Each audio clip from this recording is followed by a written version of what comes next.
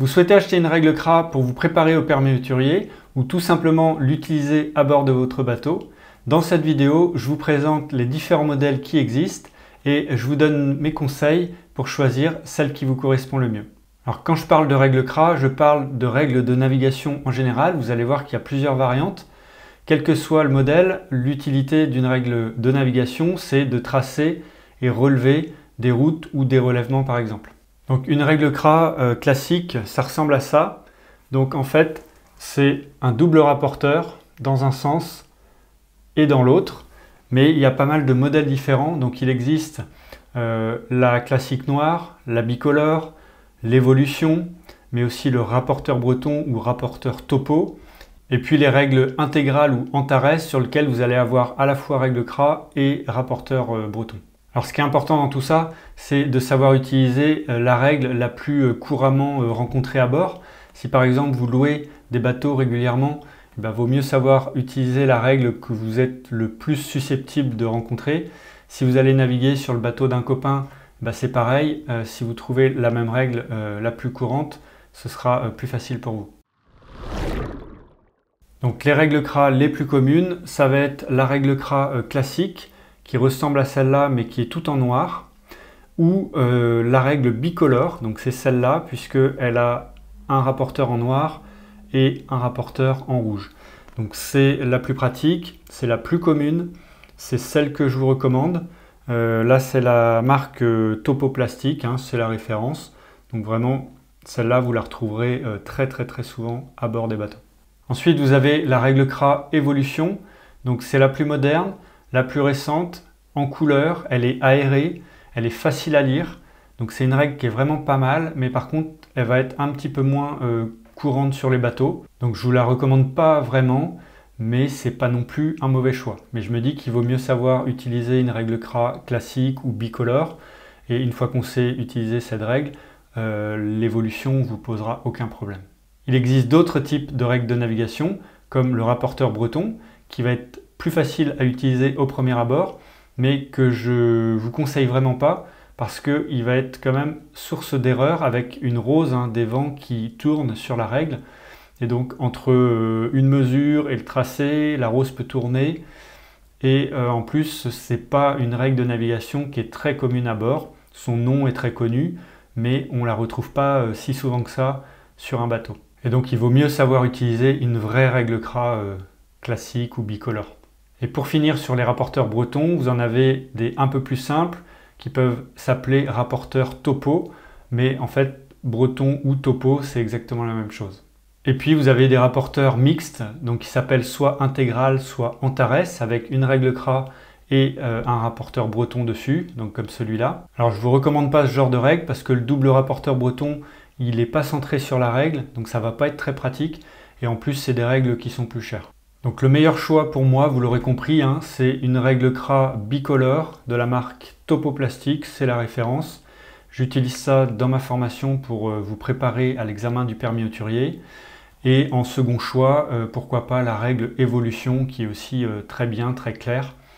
Mais moi je préfère vous apprendre à utiliser une règle CRA classique bicolore plutôt qu'une règle CRA Évolution qui sera encore plus facile à utiliser après. Et donc ce genre de règle coûte environ 15 €. Après, si vous êtes curieux, ça peut être intéressant de savoir utiliser également un rapporteur breton si un jour vous en rencontrez un ou juste voilà, pour votre curiosité personnelle.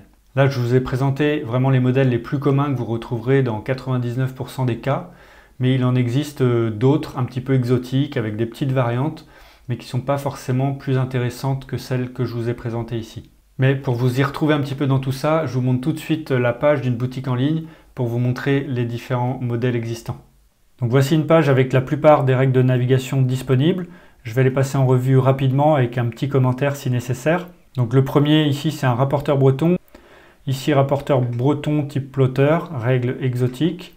Rapporteur Brossemer, c'est un rapporteur breton, on n'en a pas parlé, c'est pour moi un peu exotique. Rapporteur circulaire Flash Tide, règle exotique. Rapporteur Portland exotique. Rapporteur Topo Plastique, c'est vraiment une référence dans le rapporteur breton. Ensuite, rapporteur breton Topo Plastique noir, c'est la même chose. Rapporteur Wim Protector, c'est les Américains qui utilisent ça, nous on n'utilise pas ça chez nous. Règle à bras pivotants, c'est exotique. Ici la règle Antares avec un rapporteur breton et la règle CRA. Donc pour moi ça c'est pas très pratique. Ici règle CRA 2000 bicolore, c'est une règle qui est pas trop mal, qui ressemble un petit peu à la règle évolution. Ici la règle CRA évolution, donc une règle très lisible qui n'est pas la plus commune à bord mais qui est mon deuxième choix si je devais en prendre une. Ensuite ici règle CRA bicolore, donc c'est celle que je vous conseille pour vous former au permis hauturier. Là c'est la même chose, ici c'est la même mais en noir, donc un petit peu moins lisible parce qu'il n'y a pas la différenciation entre rouge et noir.